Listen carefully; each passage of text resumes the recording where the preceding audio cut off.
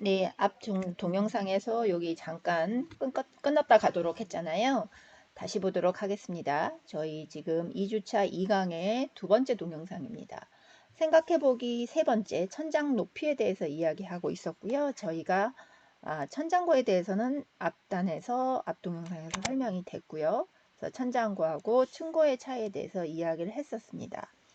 그리고 그 다음으로 저희가 공간의 높낮이 변화에 대해서 봐야 되는데, 아마 저희가 인간과 공간에서 다뤄야 될 게 감각, 감성, 앞에 목적 생각은 나나요? 우리가 공간에 대한 감각을 갖도록 한다, 건축가로서. 그래서 인간이 어떤 감각을 가지고 있고 감성을 가지고 있는지에서 보도록 한다라고 이야기했었잖아요. 우리 강의의 목표 잊어버리셨나요? 생각나시죠? 그래서 감각에 대한 이야기를 할 건데, 그렇다고 그것만 하느냐? 그거는 아니죠. 어떤 기능에 대한 것도 이야기하고자 합니다. 그래서 여기서는 일단 감각, 감성 또는 형태에 대한 인지, 공간에 대한 형태나 공간을 어떻게 인지해서 어떤 느낌을 갖는지, 느낌이라는 말이 더 편하겠네요. 느낌에 대해서 해보도록 하겠습니다. 그래서 이 그림은 건축의 형태 공간과 규범이라는 굉장히 유명한 책이에요. 이 사람이 쓴 책의 일부 내용인데, 높낮이가 변화함에 따라서 시각적인 눈높이가 보여짐에 따라 사람들은 굉장히 다른 느낌을 받습니다. 그래서 여기 그냥 간단하게 이 그림을 보면 이 높은 단상에 누군가가 앉아 있잖아요.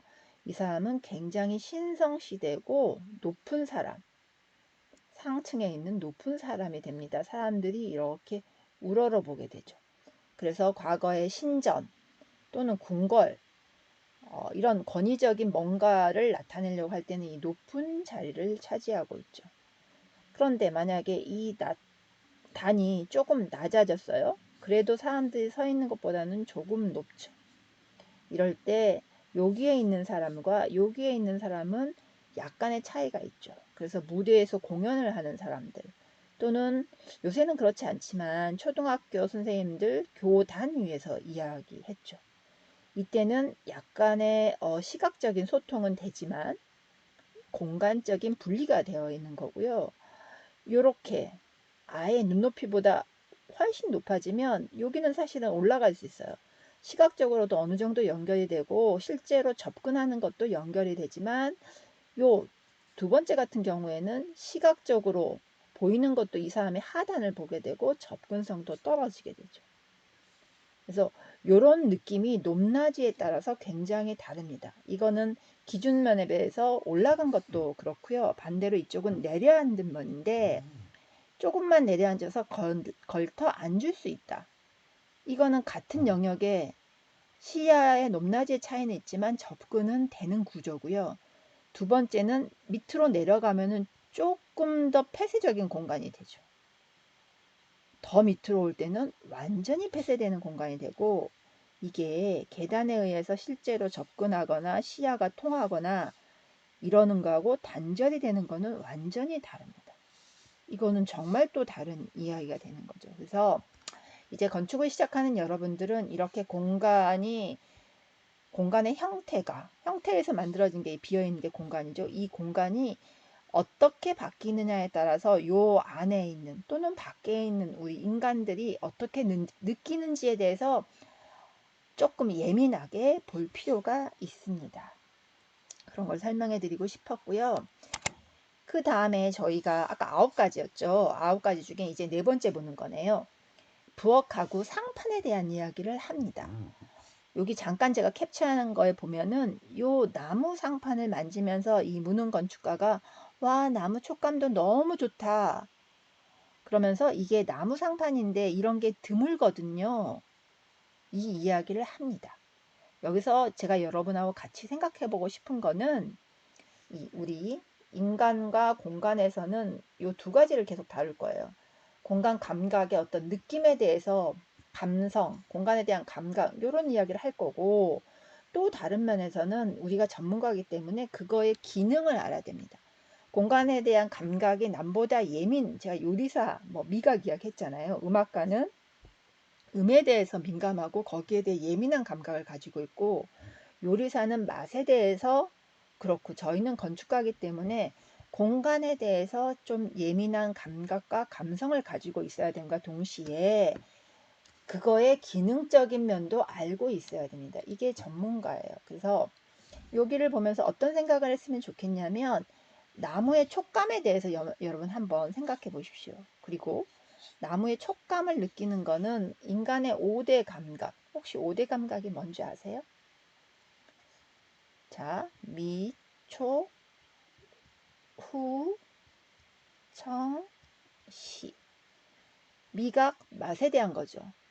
근데 맛은 사실은 우리가 건축 쪽에서 직접적으로 느끼기에는 좀 어려운 거고요. 촉각이요. 여기서는 지금 촉각을 이야기하고 있습니다. 나무의 촉감이 어떻죠? 나무요. 잘 느끼면 안 된다면 상대적으로 비교해 보십시오. 나무와 철, 쇠죠, 쇠, 금속, 메탈, 또는 돌, 또는 유리. 느낌들이 다르죠. 이럴 때 나무의 촉감이 사람들한테 어떤 느낌을 주는지 한번 생각해 볼 필요가 있고요.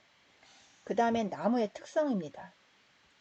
나무는 어떤 특성을 가지고 있는지 상대적으로 철이나 돌이나 유리하고 비교하면 편할 겁니다. 철보다는 물르죠. 돌보다는 가볍고 유리보다도 가볍고 그런데 철보다 약하고 이런 것들이 있을 겁니다. 그런 기능, 특성을 생각해보고 그 다음에는 기능에 대해서 한번 볼 건데요. 여기서는 나무를 싱크대라고 하죠. 싱크대 상판 재료로 썼어요. 그런데 드물다고 했거든요. 이 들어가서 보시면 아시겠지만 이거는 여기 집주인인 엄마가 직접 자기가 가구를 만든 거예요. 그래서 이걸 선택한 건데 일반적으로 싱크대를 상판 재료로 쓰지 않는 이유는 어떤 게 있을까요? 그래요, 맞아요. 일반적으로 목재는 물에 약합니다. 그런데 우리 싱크대는 물을 많이 쓰죠. 그래서 그 물에 대해서 약하기 때문에 뭔가의 처리를 하지 않고는 상판재로 쓰기 힘들 거예요. 어떤 처리를 어떻게 했을까? 이런 것도 기술적인 내용이고 또 하나는 내구성요. 이 싱크대 위에서는 각종 도마를 쓰거나 그릇을 놓거나 굉장히 마모할 수 있는 환경이죠. 뭔가를 달아뜨릴 수 있는 환경. 그래서 내구성이 중요한데 우리가 일반적으로 싱크대 쓰는 거 뭐 쓰죠? 인조 대리석일 거예요. 아니면 스테인리스 스틸. 대리석을 쓰죠. 인조는 싼 거. 인조 대리석을 써요. 대리석 비싸서 못 써요. 다 인조예요. 인조 대리석이나 스테인리스. 스테인리스는 대량 조리하는 데서 많이 쓰죠. 이런 것들은 튼튼하단 말이에요. 설거지 많이 하고 남비 막 올려놓고 칼질 많이 해도 튼튼하다는 거죠. 그리고 경제성도 있죠. 그런데 나무는 그렇지 못함에도 불구하고 주인이 뭔가 이런 촉감이나 다른 본인이 원하는 어떤 감성, 감각 그리고 그 기능적인 거를 내수성 같은 것은 아마 나무를 선택을 잘했거나 거기에 칠을 열심히 해서 커버될 수 있는 부분이 있을 겁니다. 물론 그래도 대리석이나 이런 것보다는 약하죠. 그렇지만 본인이 감성을 얻기 위해서 기능적인 거를 어느 정도 플러스 시키고 감성을 택한 거죠. 이런 것들을 생각해 볼 수 있습니다. 자, 5번째 제가 이걸 보면서 여러분하고 이야기하고 싶은 거는 이 색감이에요. 색감. 계속 공간에 대한 감각을 일깨우자가 저희의 수업 목표라면 색감에 따른 느낌이 있을 거예요. 자, 우리 아까 앞에서 5대 감각 이야기했죠. 미, 촉, 후, 청, 시. 시각이죠. 시각에 의해서 자극받는 게 있어요. 우리가 사실은 시각에 아주 민감할 필요는 없는데 우리 공간을 느끼는 감각 중에 색깔에 대한 것도 사람들이 색깔에 대해서 기분이 좋고 또는 우울하고 이런 거 많이 있거든요. 그래서 그런 데에 대한 기본적인 지식을 알고 있으면 도움이 됩니다. 뭐 인테리어 쪽은 그게 더 심할 거고, 근데 건축은 상대적으로 그렇게 인테리어보다는 색감의 영향을 받지 않지만 기본적인 감각을 가지고 있으면 좋고요. 그래서 유사색이니 보색이 어떤 느낌이 드는 거는 이 밑에 색상안을 보면서 보색 관계 이야기를 여기서 하니까, 그러면서 이 초록색과, 그러니까 보시면 이 녹색 계열하고 빨간색이 보색이에요. 그래서 그 이야기를 합니다. 아이방은 보색, 이게 활동적인 색이거든요. 보색 대비가 약간 활동적이고 강렬한 느낌이 들어요. 그런데 이 앞단에 잠자는 안방은 톤 다운된 그런 느낌을 주는 거죠. 그래서 그것도 뭐 이야기하려면 굉장히 긴데, 여기는 개요잖아요. 인간과 공간에 대한 개요기 때문에 맛배기로 이런 것들을 이야기하고 넘어가고요. 요 단어 정도는 또 쓸 수 있습니다. 쿨톤, 웜톤 해서 쿨은 좀 이렇게 차가운 느낌이고요. 웜은 좀 따뜻한 느낌이죠. 제가 설계사무소 다닐 때 그레이요. 회색을 그레이라고 하잖아요. 그 회색이 다 똑같은 회색이라고 생각했는데 그거 아니라는 거를 설계사무소 다니면서 익혔어요.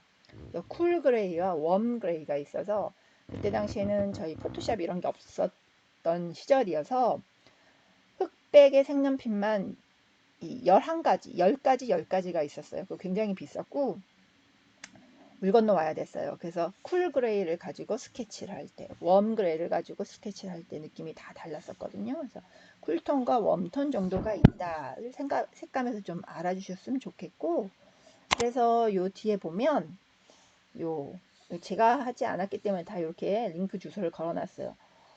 웜 컬러, 쿨 컬러에 대해서 이렇게 대비를 해봤습니다.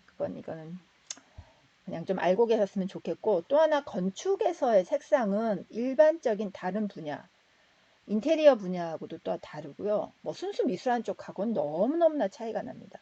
우리가 가질 수 있는 색상은요, 재료에 의한 색상이에요. 그러니까 순수하게 막 화가처럼 색깔을 만들어서 칠하지 않고 그런 경우는 드물고요. 재료가 어떤 색상을 나타내느냐, 그 재료를 어떻게 가공하느냐에 따른 색감 정도예요. 이것도 굉장히 많은 내용이 있으니까 나중에 기회가 되면 아마 배우게 될 겁니다. 제 수업 시간에서 다루는 건 아니고요. 이번 인간과 공간에서는 여기까지는 못 다루고 색감이 사람에게 어떤 느낌을 주는지 정도를 이야기해 줄 거고요. 샘플로 이런 사진을 봤어요. 여기서 우리가 놓치지 말아야 될 거는 뭐냐면 같은 색의 벽돌이잖아요. 제가 말하고 싶은 건 재료에 의한 색상이고 건물 전체를 건축에서 색을 어떻게 쓰냐는 거예요. 건축에서는. 크게는 재료를 가지고 씁니다. 벽돌로 할 건지 돌로 할 건지. 그럼 벽돌 고르고 돌 고른 다음에 벽돌의 색깔 종류를 고르고요. 여기서는 이 줄눈입니다. 이걸 줄눈이라고 하잖아요. 매지라고도 하고요. 줄눈요. 줄눈 우리나라 말로. 줄눈의 컬러가 똑같은 벽돌을 쓰는데 어떤 거는 벽돌하고 거의 동일한 색깔이고 요거는 흰색. 회색도 종류가 진하기가 다르죠. 이렇게 썼을 때 이게 지금 비교하라고 같이 찍어 놓은 사진인 것 같은데 건물 전체에 같은 벽돌을 쓰더라도 이 줄눈의 컬러를 어떤 걸 선택하냐에 따라서 색 전체의 느낌이 굉장히 다릅니다. 건축의 컬러는 이렇게 써요. 이게 그나마 디테일한 거. 이런 게 있다라는 정도 알고 계시면 될 것 같고요. 또 넘어갈게요. 자, 생각해보기 6번째입니다. 같이 유튜브를 보면서 영상을 보면서 하면 더 재밌을 것 같은데 일단 제가 캡처한 걸 가지고 이야기를 해볼게요. 여기서 이 무능 건축가가 이 아이의 공간에 들어가 있는 거예요. 그 계단 밑에 아주 작은 공간이 있는데 보통 이런 데를 창고로 쓰죠.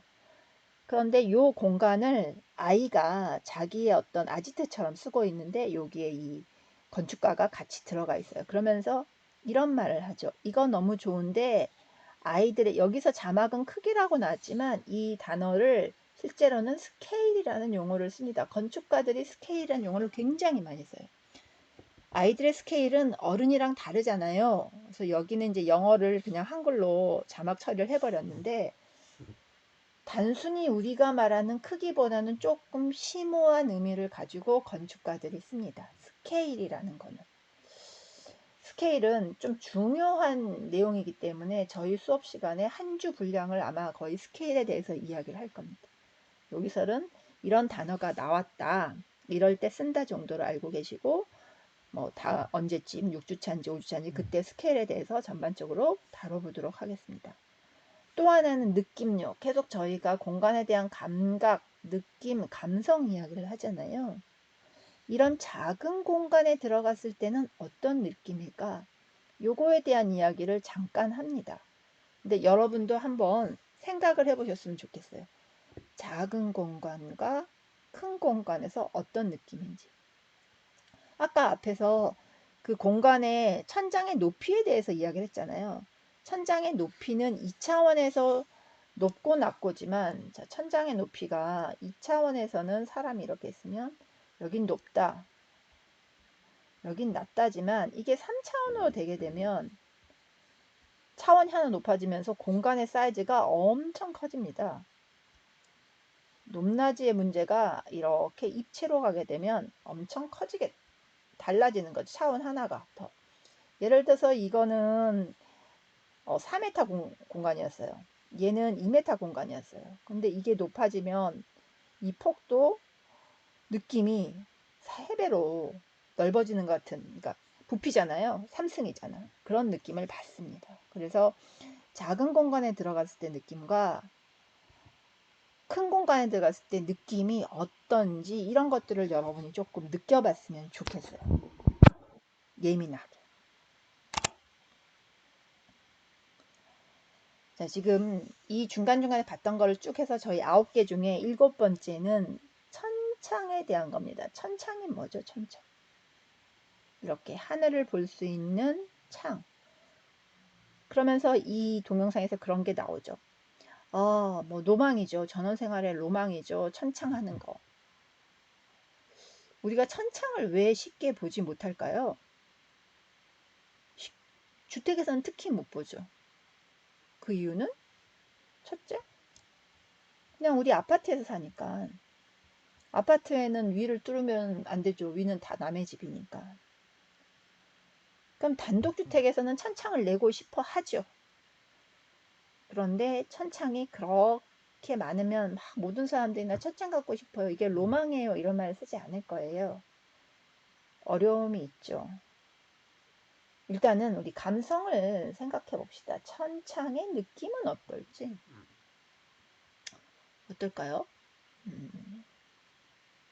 일단 누워서 하늘을 보는 거 한번 해보세요. 아마 20대 때는 오히려 이런 느낌을 좋아하지 않아요. 나이가 들수록 자연에 대해서 그리워하는 게 있더라고요. 저도 20대 때는 하늘을 보는 거에 대해서 그렇게 막 그러지 않았었는데, 근데 이런 공간에 대한 감각들이 우리한테는 필요한 것 같아요. 기회가 되면 한번 누워서 하늘을 보십시오. 그리고 천창이 있다고 생각하고 한번 상상해 보십시오. 내 공간에서 하늘을 본다. 별, 달 본다. 그리고 비 떨어지는 거, 눈 오는 거를 본다. 이거 굉장히 좋죠. 진짜 봐보면 느낌이 다릅니다. 그런데 문제는 왜 이런 게 많지 않냐? 기능에 대한 부분이죠. 시공할 때 고려해야 될 점, 사실은 시공이 어려운 부분이 있고요. 시공뿐만 아니라 유지 관리에서도 어려운 부분이 있죠. 낭만은 잠깐, 유지 관리는 길 수 있죠. 시공의 어려움은 누수가 될 수 있기 때문에, 빗물, 눈, 녹은 거 들어올 수 있기 때문에, 기밀성 같은 걸 유지해야 하기 때문에 이게 어렵고요. 더군다나 이걸 개폐, 열었다 닫았다 하려면 그걸 잡기 위한 그 창의 하드웨어들이 굉장히 뭐라 그럴까, 기능이 좋아야 됩니다. 즉 단가가 높아진다는 거죠. 그런 문제가 있고, 또 하나는 유지관리. 여기에 먼지 끼고 눈 내려서 녹다가 얼룩지고 뭐 이런 것들의 어려움. 그 또 하나는 단열에 대한 부분. 유리가 아무리 단열을 잘 해도 벽체보다는 열 교환이 더 많죠. 그래서 그런 것들 때문에 천창이 잘 안 됩니다. 그래도 일단 우리는 감성적인 부분을 이번에는 더 많이 한번 느껴보는 쪽으로 하겠습니다. 우리 수업의 목표가 공간에 대한 감각을 좀 예민하고 민감하게, 샤프하다 그러죠. 뾰족하게 가져보는 게 목표이기 때문에. 7번째는 그렇게 됐고요. 그 다음에 8번째입니다. 8번째. 다락도 나오죠. 다락도 이렇게 막 단독주택 전원생활의 노망이죠. 막 그러면서 같이 천창 있는 다락에 들어옵니다. 그런데 제가 여기서 여러분들하고 같이 이야기하고 싶은 거는 물론 요거예요. 소파를 중앙에 배치해 실용적으로 나누어진 공간. 사실은 공간을 어떻게 배치하느냐가 너무너무 중요합니다. 어떤 배치를 하느냐에 따라서 공간에 정말 좋은 공간이 되거나 아니면 정말 별 볼 일 없는 공간이 되어버리기도 하죠. 그래서 훌륭한 건축가는 기본적으로 공간의 배치를 잘합니다. 공간의 배치가 건축가의 아주 중요한 역량이죠. 그리고 또 하나, 공간의 역할에 따라 구역을 구분하는 것이 기본. 여기서 구역하면서 제가 존이라는 용어를 썼는데요. 이거 나중에 이제 건축가들 조닝이라는 이야기를 많이 씁니다. 조닝한다. 존을 나눈다는 거죠. 예를 들어서 여기는 소파를 중심으로 여기는 거실 같은 공간을 하고 있고요. 여기는 또 무슨 책상이 있던가 뭐 그런 공간으로 하고요. 여기가 컴퓨터가 있는 공간이고 여기는 TV를 볼 수 있는 공간이네요. 그리고 또 여기는 또 다른 독서할 수 있는 큰 공간이 있다. 그러니까 책상이 있네요. 그래서 작은 공간인 것 같지만 이 공간을 기능에 따라 나누고 살짝 막거나 아까 말한 것처럼 시선은 통하는데 직접 접근은 되지 않는 거. 내 거지만 내 거 같은 내 거 아닌 너 뭐 이런 거 있잖아요. 내 거인 듯 내 거 아닌 내 거 같은 너? 어렵다. 썸 타는 것처럼 공간이 보이긴 하지만 가지는 않은 거여서 어떨 때 선택적으로 느낌이 달라지는 거죠. 그래서 이게 굉장히 중요한 기능 중에 하나입니다. 그러면서 여기서 이제 공간 배치에서의 가구의 역할을 이야기하는 거죠. 벽과 가구에 의해서 공간이 나누어지는데요. 공간을 나누는 방법은 사실 더 많습니다. 근데 간단하게 비교하려고 벽하고 가구라고 했어요. 벽은 완전 막힌 벽. 요새는 뭐 가벽, 뭐 가변형 벽, 그래서 벽도 많이 뚫리고 다양하게 있지만 1차적으로 우리가 생각하는 벽은 완전 차단입니다. 근데 가구는 선택적 구분이 가능한 거죠. 여기에 소파가 들어간 것과 아니면 예를 들어서 여기에 소파가 아니라 높은 책장 다 막아졌어요. 책장 요 경사까지 해가지고 완전히 막아버리면 차단돼 버리죠. 느낌이 다를 겁니다.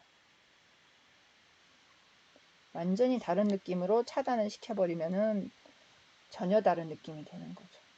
그래서 그런 것들이 공간을 적절하게 썸 탈 수 있는, 여러분 좋아하는 썸이네요. 썸 탈 수 있는 그런 공간으로 만든다는 거죠.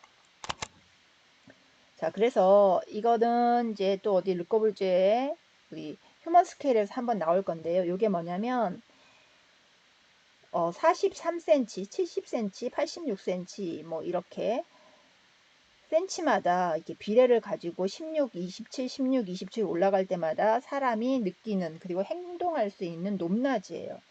근데 제가 여기서 이것도 우리가 건축가들이 좀 가지고 있어야 될 기본 지식입니다.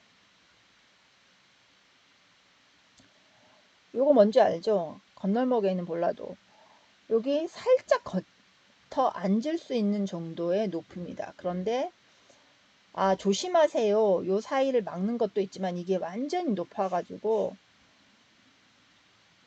사람을 못 가게 하거나 완벽한 차단을 하거나 하는 역할은 하지 않죠. 그 높이가 요 정도일 겁니다. 그리고 또 하나는 제가 이거 어디서 또 찾았는데 이 높이는 어느 정도의 높일까요? 높이는 아마 한 요 정도 될 것 같아요.